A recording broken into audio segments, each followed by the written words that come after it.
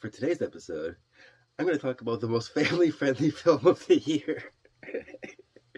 I couldn't even say that with a straight face. Roll the intro. Mr.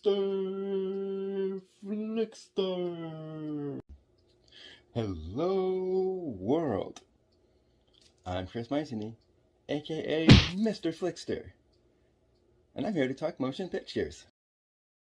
So for today's episode, I'm extremely excited to express my love exuberantly for this extraordinary film experience, the new A24 slasher flick X. This is my spoiler review.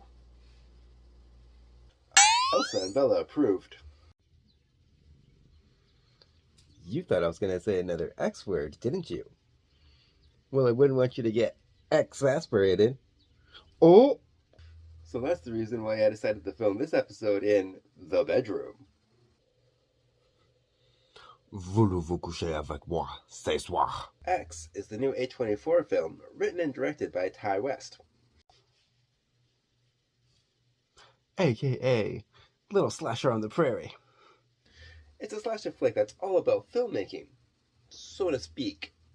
It takes place in Texas in 1979, and it's about a handful of people that rent an isolated farmhouse just so they can secretly film an adult movie. Admittedly, I have a rather precarious relationship when it comes to A24, because some of their films I absolutely adore, and then some of their films I just absolutely hated. Like, oh, I can't believe I actually sat through the whole thing. They're just so hit and miss. I didn't really know what to expect. But anyways, this one was a pleasant surprise, considering I hadn't even heard of it until like the day before I saw the preview for it. I was going into it pretty much cold. Now, in case you don't know, I love slashers. So I'm very particular when it comes to my slashers. Don't get me wrong, I love the cheesy campy stuff. Last year, we had some pretty amazing slashers, like Malignant. And then we had some pretty abysmal slashers too, like Halloween Kills. We don't talk about Halloween Kills. No, no, no, no. Even though it takes place in Texas, it was actually filmed in New Zealand. And I love the way the director shot the beautiful countryside. It's never looked better. You could say he makes excellent use of the isolated setting. There's actually a lot of callbacks to horror movies of the past that I noticed. It touches on Psycho, it touches on Texas Chainsaw Massacre, it touches on Friday the 13th, and it touches on Scream. It also has smart social commentary that actually makes you think. The glorification of youthful beauty, the sexual revolution of the 70s, and the intergenerational conflict stemming from embracing your sexuality is also addressed. It also touches on what is the cost of fame and fortune. It also discusses religion. That's what I mean. There's a lot going on in this picture. I also appreciated how the characters are very smartly written. Nobody does anything dumb just so the plot can progress further along. They all make logical decisions, and when characters act dumb for no reason, just like if characters are completely despicable, it can completely take you out of the movie. Nothing's worse than when you're watching a movie and then like a half an hour into it, you're like, oh my god, just kill these people. They actually feel like real people because their exposition is delivered slowly in small doses over time, so it never feels like an overabundance of information. And another thing, the cast is phenomenal. They just develop naturally as discussions go on. You learn a little bit more about each one.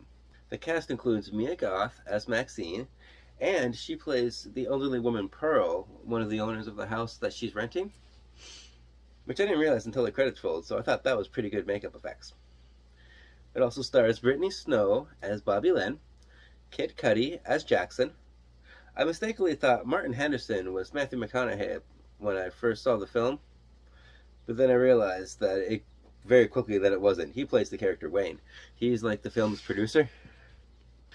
Jenna Ortega plays the boom mic operator Lorraine.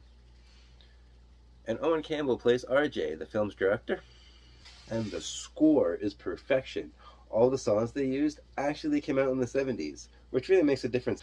Now, don't get me wrong, there is plenty of sexually explicit material here, with equal opportunity full frontal nudity.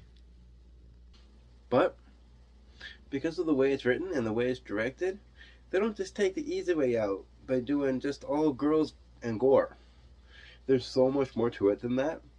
You can tell it's an A24 film because it's a real slow burn film. It takes its time to get where it wants you to go, but once you get there, it's amazing. Ty West also does a good job of using surprise and suspense.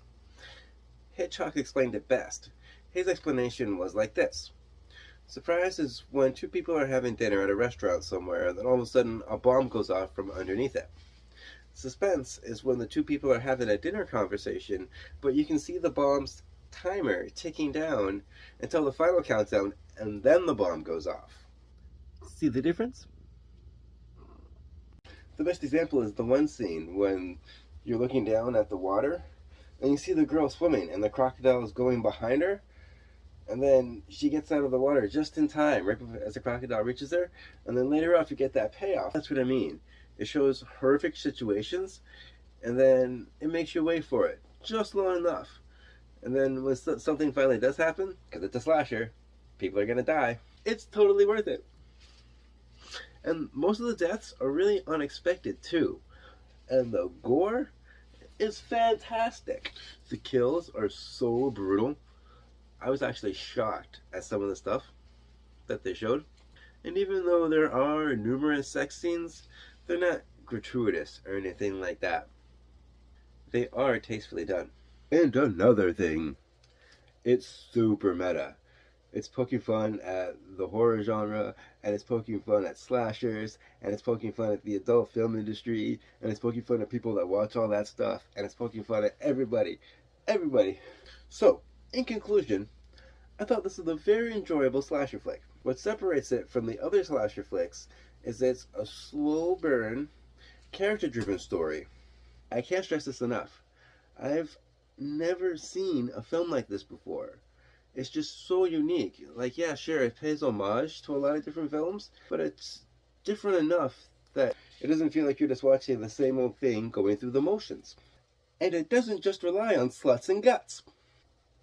So my official grade for this is an extra, extra, extra large popcorn. This is only my opinion. It's okay to disagree with me, and it's okay to agree to disagree. Just have some class. I'm Chris Maitini. You can call me Mr. FLIXTER. And I just love talking motion pictures. Until next time, have a great day. Mr.